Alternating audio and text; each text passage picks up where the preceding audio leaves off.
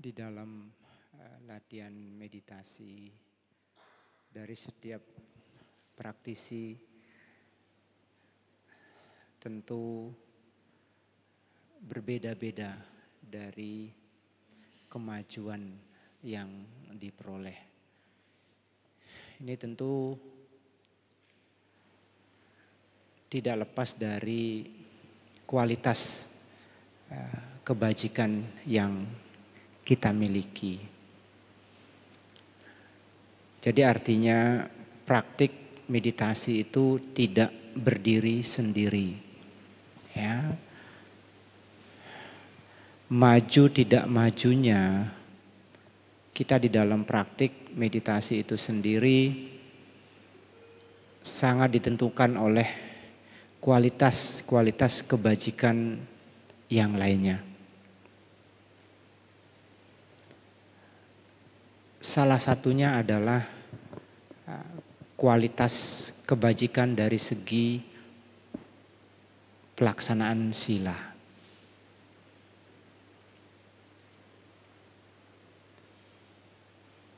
Ini penting Bapak Ibu saudara-saudara sekalian di dalam latihan kita. Karena pada prinsipnya bahwa apapun yang sifatnya baik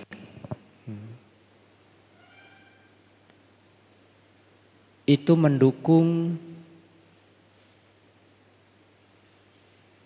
tercapainya suatu kemajuan dalam praktik yang baik lainnya.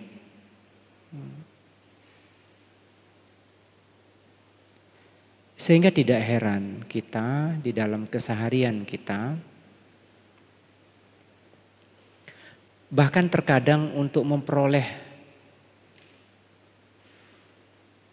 kanika samadhi sekalipun, artinya ketenangan yang sifatnya mendasar,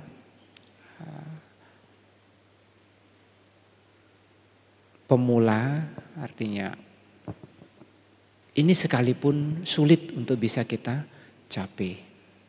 Karena apa? Ketika kita mulai duduk meditasi, ya, semua bayang dari perbuatan yang kita lakukan di dalam keseharian kita,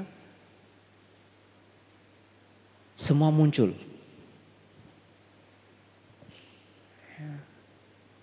Jadi maka kenapa kualitas kebajikan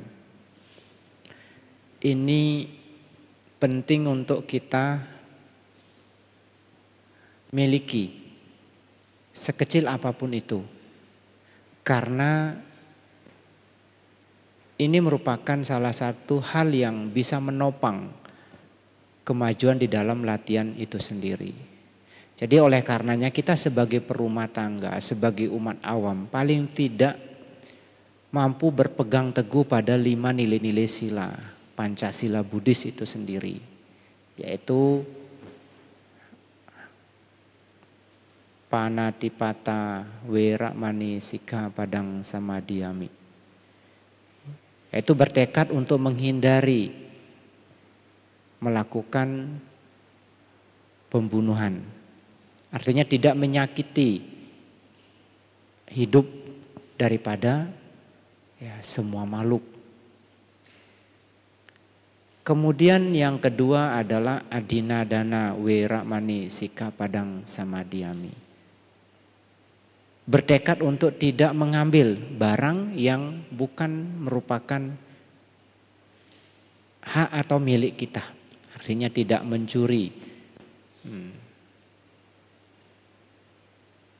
Kemudian Kamesu Mecacara Weramani Sikkhapadang Samadhiyami.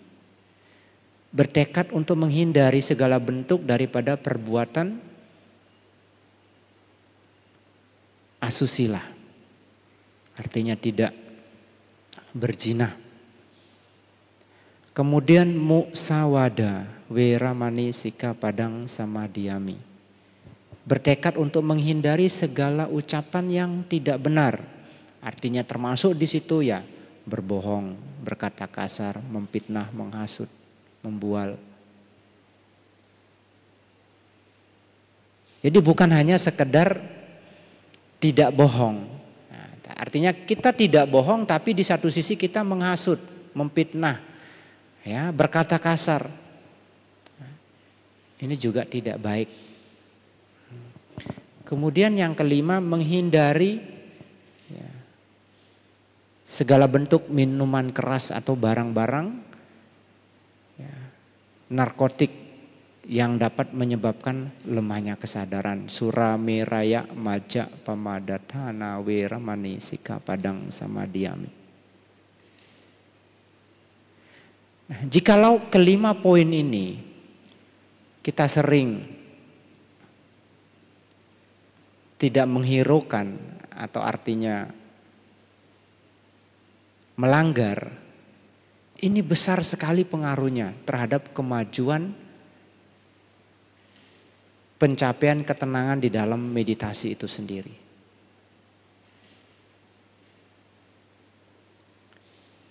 Karena pelaksanaan daripada nilai moralitas atau sila ini sebagai penyokong, ibarat sebagai pondasi dasar, landasan tempat kita berpijak.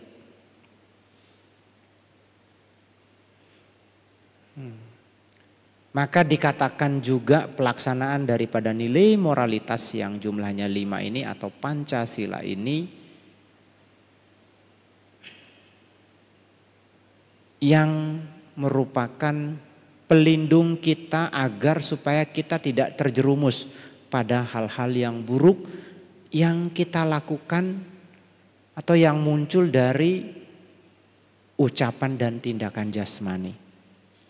Jadi artinya ketika kita mampu menjalankan nilai-nilai moralitas yang 5 ini, secara otomatis kita itu aman dari hal-hal yang buruk yang muncul dari ucapan dan tindakan jasmani.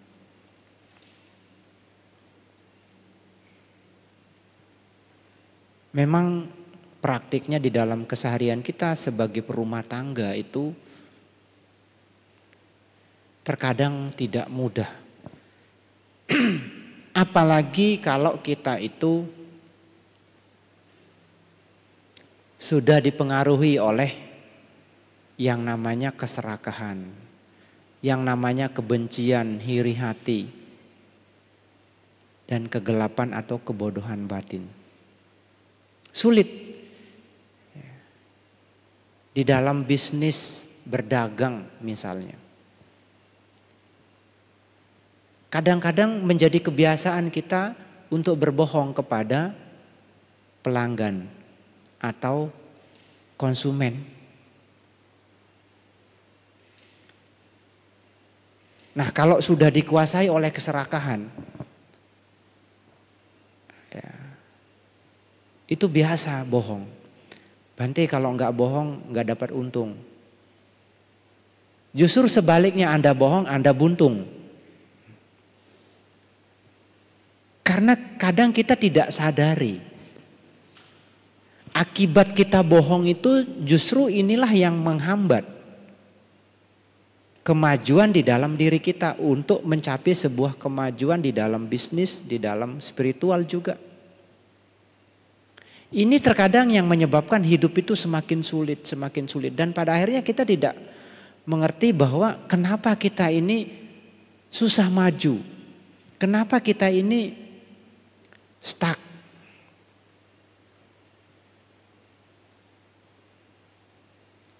Sehingga pada akhirnya kita tidak mengerti apa yang menjadi penyebab kemerosotan itu sendiri.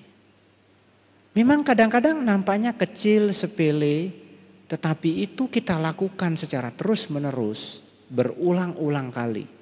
Ini akan memberikan dampak yang besar bagi kemajuan diri kita. Dan kita juga sangat sering mencari suatu pembenaran terhadap sebuah tindakan yang tidak baik itu untuk dilakukan secara terus-menerus. Kita akan mengatakan,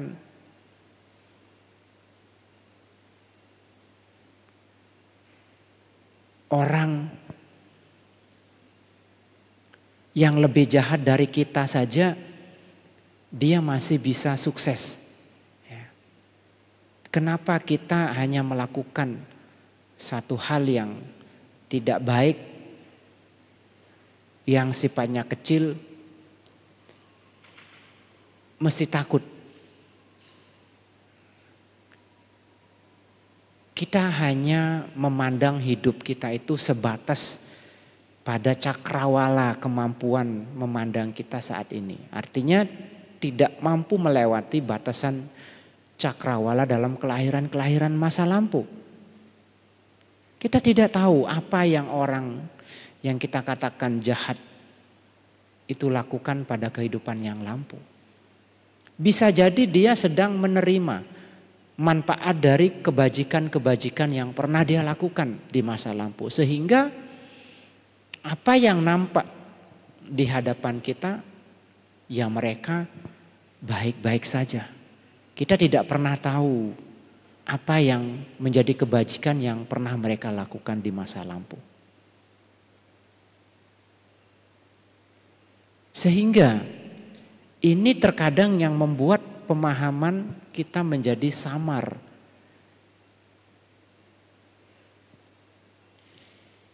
Tentang apa yang kita lihat, apa yang nampak dalam hidup kita.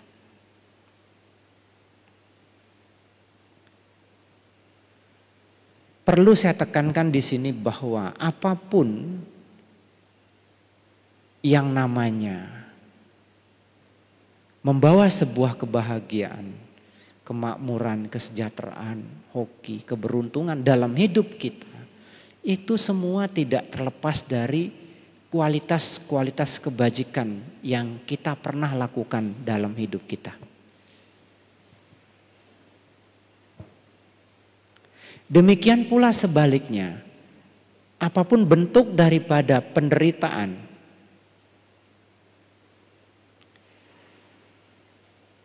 yang kita alami dalam hidup ini, itu semua juga tidak terlepas dari pengaruh perbuatan yang tidak baik yang pernah kita lakukan dalam hidup kita. Maka kenapa Bante sangat sering mengatakan bahwa jikalau kita paham dan mengerti bahwa hidup kita sulit, hidup kita tidak gampang, penuh rintangan dan tantangan, artinya kita mesti harus berjuang lebih keras lagi. Berjuang lebih giat lagi. Karena artinya apa? Bahwa apa yang sudah kita lakukan, kebaikan yang sudah kita lakukan tidak cukup untuk mengimbangi akibat daripada pengaruh-pengaruh karma buruk masa lampau kita.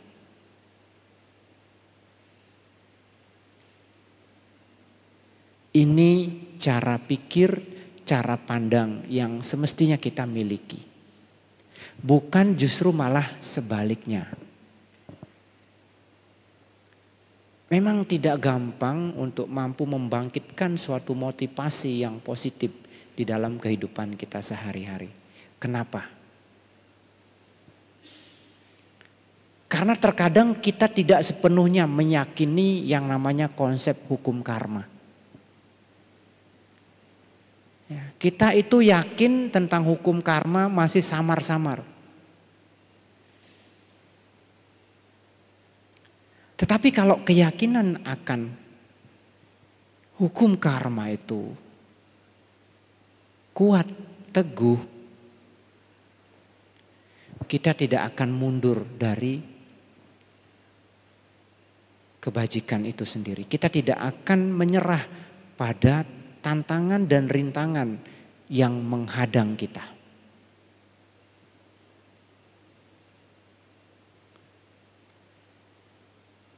Maka sebuah keyakinan dalam diri kita itu kita harus mampu bangkitkan. Karena apa yang namanya hukum karma itu merupakan sesuatu yang sifatnya universal. Hukum karma itu tidak pernah pandang bulu. Tidak pernah memandang Anda percaya atau tidak tentang hukum karma itu tetap berlaku. Sama seperti ibarat api. Api itu tidak akan berubah jadi dingin hanya atas dasar Anda tidak percaya bahwa api itu panas.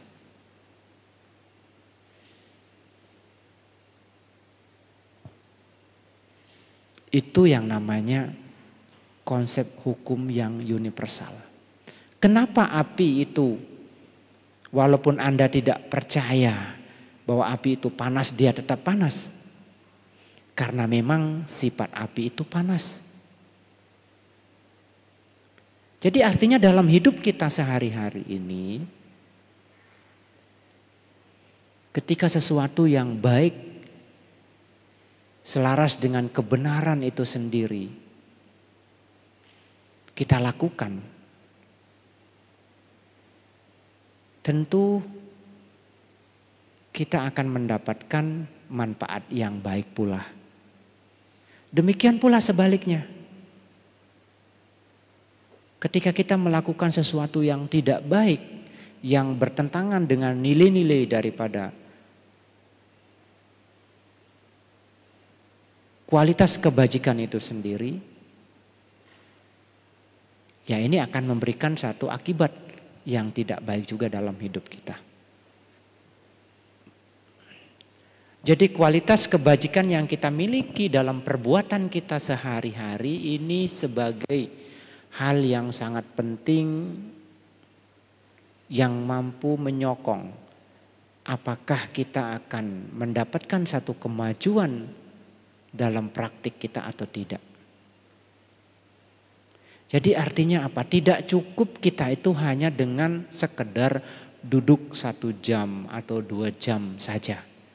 Tetapi apa yang menjadi tingkah laku kita dalam keseharian kita itu juga memberikan pengaruh yang besar terhadap kemajuan dari praktik meditasi itu sendiri. Apalagi kalau dalam diri kita itu tidak sepenuhnya meyakini tentang praktik meditasi yang kita lakukan.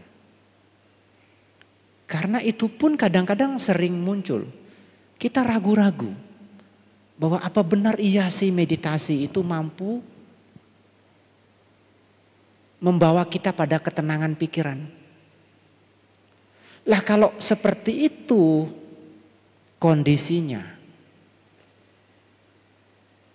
ya kita akan setengah-setengah. Ini juga yang menjadikan praktik meditasi itu tidak bisa kita lakukan. Banyak hal yang menjadikan seolah-olah kita itu tidak bisa berjalan dalam praktik kita.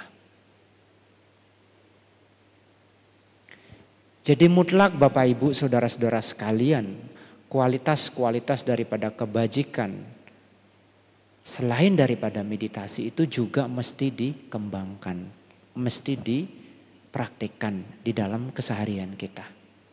Kita tidak bisa mengatakan, Bante, saya tidak mau praktik yang lain. Saya maunya meditasi saja. Gampang, duduk diam, tidak usah pakai modal apa-apa. Emang segampang itu?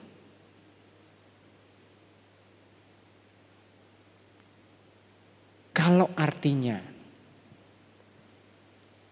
bisa seperti itu, ya mungkin semua orang sudah jadi orang suci. Ya. Tetapi karena itu tadi bahwa ada faktor-faktor yang menjadi kualitas kebajikan yang lain juga yang mesti kita praktikkan. Maka kita bisa lihat banyak orang yang terkadang sudah bertahun-tahun ya ikut retret meditasi. Tapi masih ada di situ kesombongan, ego Emosi juga kadang tidak bisa dikendalikan. Dan macam-macam. Artinya apa? Bahwa tidak semudah apa yang kita pikirkan untuk mencapai kemajuan itu sendiri. Tetapi bukan berarti kualitas-kualitas pencapaian dari meditasi itu mustahil untuk dicapai. Ya, tidak. Kemungkinan untuk mendapatkan semua kemajuan itu setiap orang terbuka. Tergantung kembali kepada apa yang sudah saya katakan tadi, kualitas-kualitas kebajikan yang lain. Apakah paramita kita cukup mendukung atau tidak?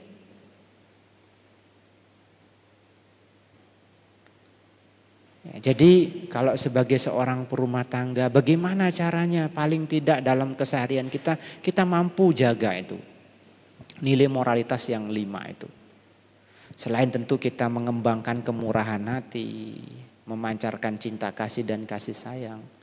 Karena pada prinsipnya pelaksanaan sila itu sendiri yang jumlahnya 5, itu akan sulit kalau tidak disokong oleh dhamma-dhamma yang lain. Seperti misalnya yang namanya pancadhamma itu. Misalnya poin pertama cinta kasih dan kasih sayang, metta karuna. Dengan kita memiliki metta karuna, cinta kasih dan kasih sayang, ini yang akan menyebabkan kita untuk mudah dalam menjalankan sila pertama.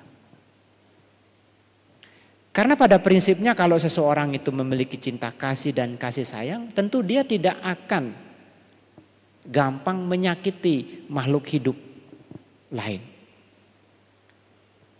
Kebanyakan orang yang suka menyakiti ya, karena memiliki hati yang bengis, yang tidak didasari oleh cinta kasih dan kasih sayang. Tapi kalau dalam diri setiap individu, cinta kasih dan kasih sayang itu mampu dibangkitkan, mampu dikembangkan. Semakin besar cinta kasihnya, semakin besar kasih sayangnya, semakin kecil kemungkinan dia untuk menyakiti.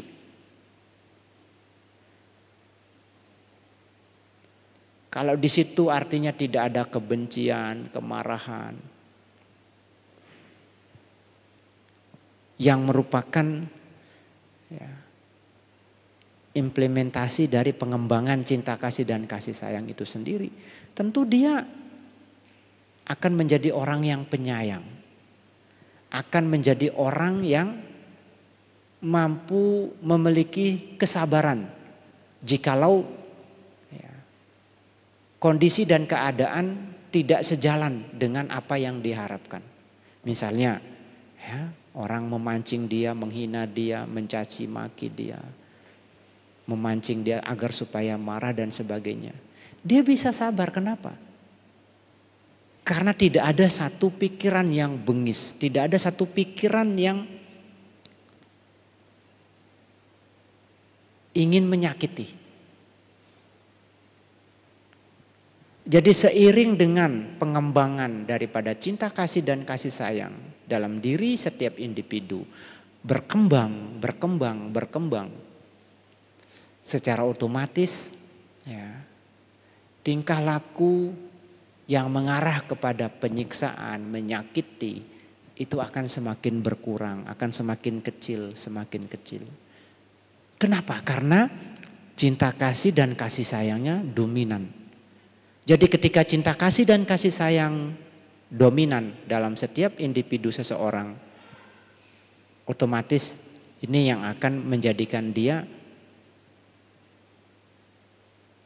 tidak menyakiti, tidak melukai. Demikian pula yang berhubungan dengan pelaksanaan daripada sila kedua, tidak mengambil barang yang tidak diberikan, tidak mencuri. Ini sangat berhubungan erat dengan poin pancadhamma yang kedua, yaitu sama ajiwo. Memiliki mata pencarian yang benar. Jadi artinya kalau dalam hidup kita memiliki mata pencarian yang benar, memiliki mata pencarian yang baik, ini yang akan mampu menekan seseorang itu tidak mengambil atau tidak mencuri, tidak memiliki mata pencarian yang salah, yang keliru. Terus kemudian sila yang ketiga.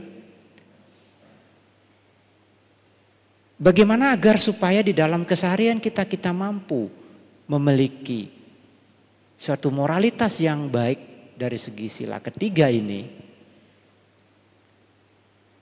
Harus dibangkitkan satu rasa puas terhadap apa yang kita miliki. Artinya kalau hubungannya dengan kehidupan rumah tangga, artinya kita cukup puas dengan pasangan kita sendiri. Ini yang disebut sebagai santuti, puas terhadap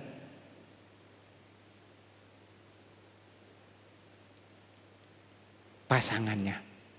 Tetapi kalau ini tidak ada, tidak dibangkitkan satu rasa puas tadi,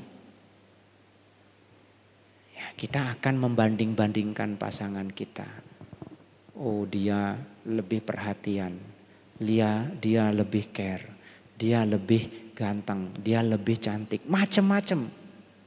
Dan pada akhirnya kita tidak lagi berpegang teguh pada komitmen dalam membina keutuhan rumah tangga. Terjadilah perselingkuhan. Ini sering terjadi dari hal-hal yang sifatnya sepele terkadang.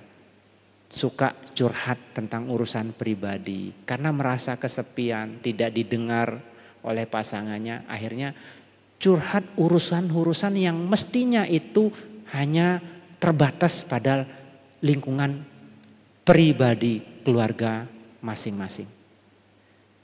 Apalagi zaman sekarang, zaman sudah canggih. Ya, diam di rumah saja tetapi bisa berkomunikasi dengan siapapun yang jauh di sana. Dan kalau ini terus dibiarkan,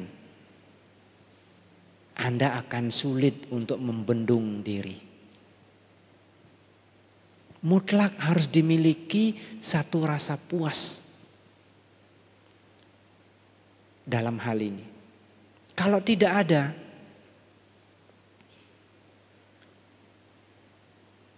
itu sangat cepat. Apalagi kita itu terbiasa dengan sedikit-sedikit curhat. Nah, kalau orang yang dia curhati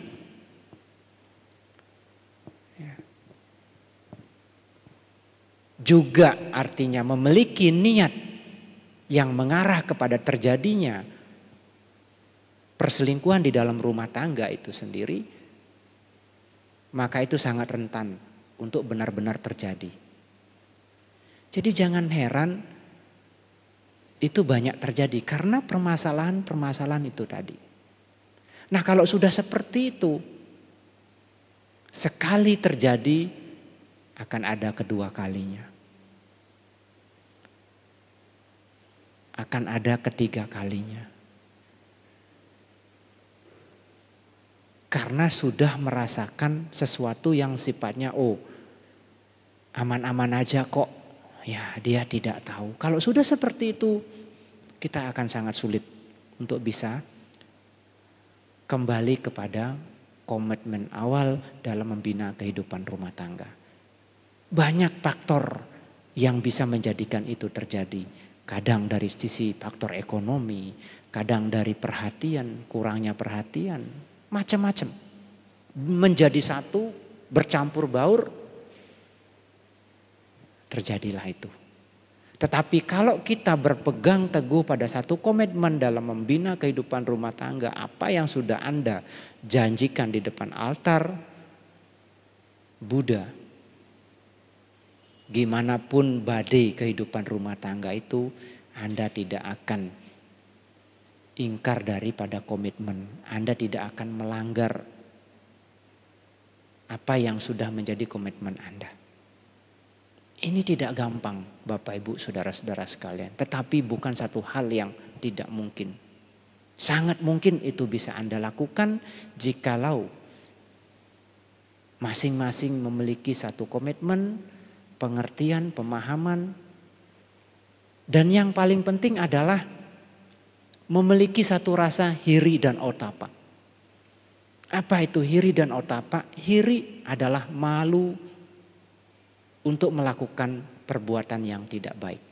Otapa adalah takut akan akibat daripada perbuatan yang tidak baik.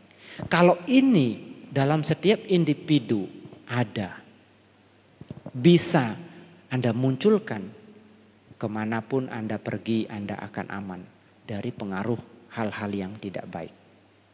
Karena hiri dan otapa ini merupakan kualitas yang ada dalam batin kita masing-masing. Ini mesti dibangkitkan. Dengan kita memiliki hiri dan otapa ini yang akan menjadikan kita mampu melaksanakan sila. Artinya poin-poin praktik dhamma yang lain saling menyokong, saling mendukung. Sama halnya dengan pelaksanaan daripada pancadhamma poin. Ya, ke-1, ke-2, ke-3 dan seterusnya. Kemudian sila yang ke-4 yaitu yang berhubungan dengan musawadah. Tidak berkata sesuatu yang tidak benar. Apakah itu berbohong, memfitnah, mengasut, berkata kasar ataupun membuat. Ini kita mesti berpegang teguh dari pancadhamma poin ke-4 yang namanya saca. Memiliki kejujuran. Memiliki satu kebenaran dari ucapan itu sendiri. Terlepas apapun yang mempengaruhi kita untuk tidak jujur, kalau kita memiliki yang namanya saca, Anda akan mampu melewati pengaruh-pengaruh hal yang tidak baik yang mempengaruhi Anda untuk berbohong, untuk berkata kasar, untuk memfitnah, untuk menghasut. Kebanyakan seperti yang sudah saya katakan tadi, kita dipengaruhi oleh keserakahan, kebencian. Kalau keserakahan ya, sudah muncul dalam diri kita, kadang seorang konsumen itu hanya bertanya, "Ko, C, ini harganya berapa ya?" Limpul misalnya. "Kok mahal sekali?" Itu modalnya aja belum kembali. Gimana Anda jualan kalau modal aja belum kembali? Artinya apa? Kita itu terkadang orang itu tidak memaksa kita untuk berbohong, tapi keserakahan kita yang menyebabkan kita cepat-cepat berbohong. Takut orang itu tidak beli barang kita. Ini sering terjadi, ya. Ditanya harganya berapa? 100.000. Kok mahal sekali 100.000? Saya modalnya aja belum kembali. Gimana coba Anda jualan modal belum kembali? Ya kalau artinya dia mengatakan mahal ya kita ngomong aja apa adanya. Bahwa saya juga jualan butuh membiayai anak istri. Biaya hidup juga tinggi. Ya, butuh juga sedikit untung. Kita tidak harus mengatakan modalnya sekian, kita berhak juga kok untuk mengatakan ini berapa. Tidak harus artinya kita cepat-cepat bohong. Itu tadi karena kalau sudah dipengaruhi oleh keserakahan, kita akan begitu cepat untuk mengatakan sesuatu yang pada akhirnya malah menjerumuskan kita pada suatu hal yang tidak baik itu sendiri. Dan ini kebiasaan. Maka sering dikatakan bahwa ini orangnya biasa bohong. Ya memang pembohong, kalau sudah seperti itu sulit untuk bisa tidak bohong. Nah, jadi kadang-kadang perlu ada sati. Nah, sadar dulu, ingat dulu. Wah ini kita dipancing untuk bohong nih. Diam dulu. Diam dulu. Nah ini namanya sati. Tapi kalau sudah serakahnya tadi begitu besar, ya keluar saja itu kata-kata. Kadang-kadang refleks. Ya, refleks. Kenapa bisa refleks? Karena udah terbiasa. Nah ini, jadi harus ada sati dulu. Tidak apa-apa. Ya. Hidup sebagai pedagang, sebagai pembisnis itu tidak harus melanggar nilai-nilai dharma dalam keseharian. Kita malah bisa sukses.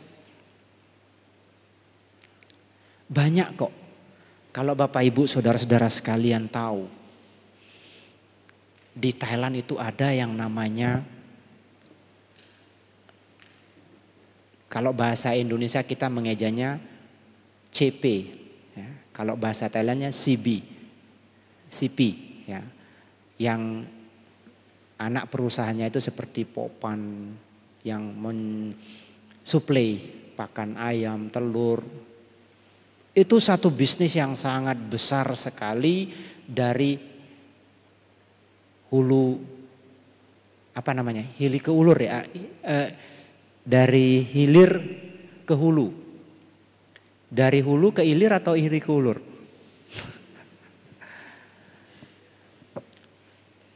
Misalnya dia itu mau buat pakan ayam. Dia itu punya lahan perkebunan jagung untuk buat pakan ayam. Di Thailand itu sangat besar. CB itu sangat besar. Tetapi Anda tahu Bapak Ibu saudara-saudara sekalian. Karyawan dia setiap tahun itu mendapatkan bonus untuk jalan-jalan pergi ke India. Syaratnya apa? Mereka yang mampu lulus ujian namanya Dhammasika, Dhamma kelas, ya, level 1, siapa yang lulus dapat hadiah jalan-jalan ke India. Level 2 ya, juga, level 3 juga. Jadi mereka merekrut orang-orang yang paling tidak memiliki kejujuran, ya, tidak suka ngutil. Jadi mereka dididik, karyawan-karyawan mereka dididik belajar dharma. Bagaimana menjadi orang yang jujur, bagaimana menjadi orang yang disiplin, bagaimana menjadi orang yang memiliki sila. Diajarin dharma. Dia setiap bulan mengundang biku untuk pergi ceramah di perusahaannya. Saya beberapa kali juga diundang ya, ke sana. Ini satu cara di dalam memajukan perusahaan itu sendiri. Kenapa? Ketika semua karyawan atau sebagian besar dari karyawan adalah orang-orang yang jujur, maka dia tidak khawatir. Ya. Dia tidak perlu cemas bahwa dia akan ditipu, bahwa karyawannya akan korupsi. Dia tidak perlu khawatir karena apa? Itu tadi kualitas-kualitas orangnya memang memiliki kualitas kebajikan yang cukup.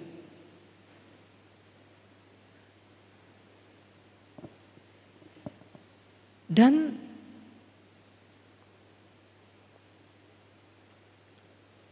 tidak susah juga untuk mengontrol. Dia tidak capek. Kenapa? Karena orang-orangnya bisa dipercaya. Maka begitu pesat, begitu maju Pak Ibu saudara-saudara sekalian. Bahkan sampai mungkin di mana-mana ada, termasuk di Indonesia. Ya, apalagi kalau kita bicara di Asia, banyak. Ya, bahkan sampai ke Eropa, di Amerika.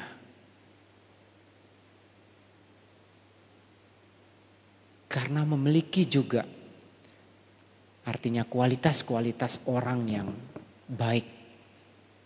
Nah kalau kita kadang-kadang punya karyawan sudah ada CCTV pun masih bisa dimanipulasi. Sudah pakai sistem komputer masih bisa juga dibohongi. Karena memang apa? Ya, orang-orangnya memang memiliki karakter pembohong. Ini yang susah. Jadi untuk mampu merekrut orang-orang yang berkualitas itu tidak gampang. Untuk mendidik orang menjadi baik itu tidak gampang. Kalau sudah memang karakternya suka bohong, wah sulit sekali. Apalagi kalau karakter itu memang sudah dibawa dari kelahiran-kelahiran sebelumnya.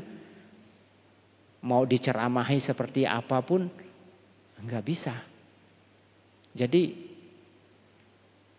Sang Buddha itu mengibaratkan orang-orang seperti yang tidak bisa dilatih itu ibarat seperti penjual kuda. Kuda itu ada bermacam-macam jenis. Kuda yang untuk narik kereta. Ada kuda yang hanya sekedar ngomong sekali ya, jalan. Enggak perlu itu tarik tali yang menjadi size-nya itu. Diperintahkan jalan-jalan. Ada yang perlu tarik itu tali. Baru jalan. Ada yang baru jalan ketika dipecut. Kalau enggak dipecut mau disuruh jalan kayak gimana pun enggak jalan. Ada orang-orang yang seperti itu. Kita ngomong sekali langsung jalan. Langsung menjalankan apa yang menjadi tugas dan kewajiban. Ada yang perlu dikasih SP3 misalnya. Ada yang perlu dikasih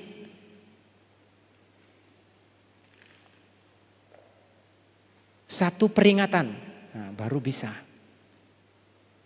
Ada juga kuda itu baru mau jalan, ya kalau dipukul, dipecut. Ada juga kuda yang sudah dibilangi, sudah ditarik, sudah dipecut, nggak mau jalan. Nah kuda yang seperti ini harus diapakan? Harus dipotong. Dijual ke rumah jagal. Nah tapi kalau seorang Buddhis nggak melakukan itu ibarat umpama saja. Jadi orang seperti itu kalau dalam sebuah perusahaan nggak usah dipelihara, pecat saja. Ya. Artinya kita memiliki cinta kasih sayang itu juga jangan bodoh. Oh nggak boleh pecat orang Bante. Kita kan harus cinta kasih sayang. Pada akhirnya perusahaan bangkrut, lebih bodoh lagi. Jadi artinya cinta kasih dan kasih sayang dalam segi apapun itu juga harus dibarengi dengan sifat bijak. Sama dengan kita merawat, mengurus anak. Ini sering terjadi kepada banyak orang tua. Tidak berani, ya, tidak tega marahin anaknya. Anaknya minta apa, semua diikuti. Ya, salah tidak berani ditegur. Kalau dimarahi nanti takut anaknya ngambek. Macam-macam. Ya, jadi gampang saja minta main gadget kasih gadget. Ya, umurnya masih belum seberapa pegangannya sudah gadget, main game. Ketika nangis malas ngurus kasih main HP. Ya. Sedikit-dikit kasih main. Akhirnya apa? Kecanduan. Sulit untuk bisa merubah. Yang salah siapa? Ya diri kita. Artinya kalau hal-hal itu mengarah kepada membuat anak itu jadi manja, tidak bisa mandiri, ketergantungan, ya kita harus evaluasi cara itu. Harus bijaksana. Kalau kita cinta kasih, yang benar-benar dibarengi dengan kebijaksanaan, tentu kita juga tidak menjerumuskan anak itu jadi orang yang tidak bisa mandiri, tidak bisa menolong dirinya sendiri. Kalau kita lihat anak-anak kita di Indonesia ini, pergi sekolah, ya, apa-apa semua itu, ya, tidak pernah artinya belajar untuk urus sendiri. Semua sudah ada pembantu. Ya. Makan dibawain oleh pembantu.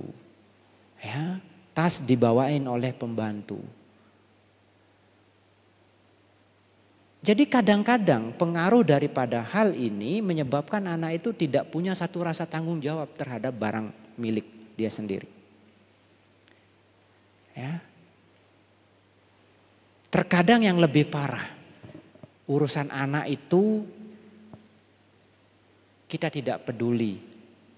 Diserahkan sepenuhnya kepada pembantu kita. Jadi jangan heran kalau anak-anak itu sifatnya seperti pembantu kita. Ya. Ini bukan merendahkan pembantu. Besar jasanya untuk menolong itu. Tapi kan tidak semua pembantu itu juga sifatnya baik. Artinya sama juga dengan kita sebagai ibu bapak. Tidak semua ibu bapak itu memiliki sifat yang baik. Ya contohnya itu tadi, yang memberatkan semua urusan anak kepada pembantu. Artinya kita tidak cukup bijak dalam mendidik anak. Terus yang lebih parah lagi, ya, membiarkan itu berjalan terus. Sampai pada akhirnya dia menjadi anak yang besar. Ini sulit untuk kita bisa rubah kalau anak itu suka melawan. Terakhir apa? Bantilah yang dicari. Banti, kapan ada Pak Baja ya? Kenapa Ci? Anak saya nakal sekali, suka melawan ini dan itu.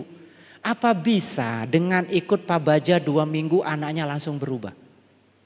Sedangkan karakter sifat itu sudah ditanamkan sejak dia kecil. Bante bukan menjadi Superman yang bisa mengatasi segala hal masalah. Ini Bapak Ibu saudara-saudara sekalian terkadang terjadi. Semoga ibu bapak yang ada di ruangan ini tidak ada seperti itu. Tetapi bagaimanapun ini penting untuk kita sadari bersama. Sehingga apa yang menjadi tanggung jawab dan kewajiban kita di dalam keseharian, ya, untuk memupuk nilai-nilai kualitas kebajikan itu perlu kita miliki. Kadang kualitas kebajikan itu tercermin dari apa yang menjadi tanggung jawab dan kewajiban kita. Jadi yang namanya berbuat baik itu tidak hanya sekedar kita rajin dan tekun datang ke wihara setiap pagi, ikut pindapata, ikut meditasi.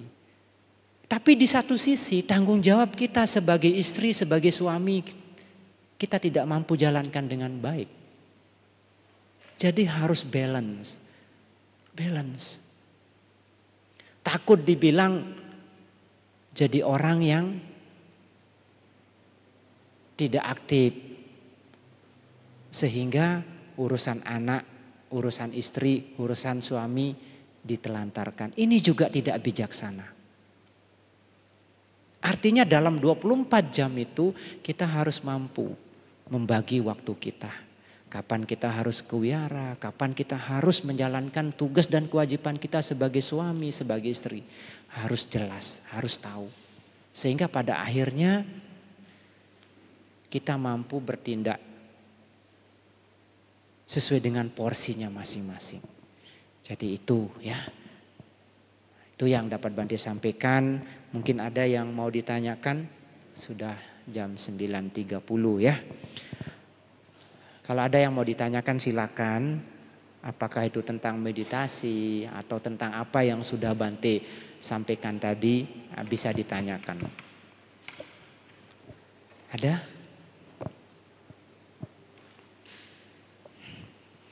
besok masih ada kebaktian Ciid ya.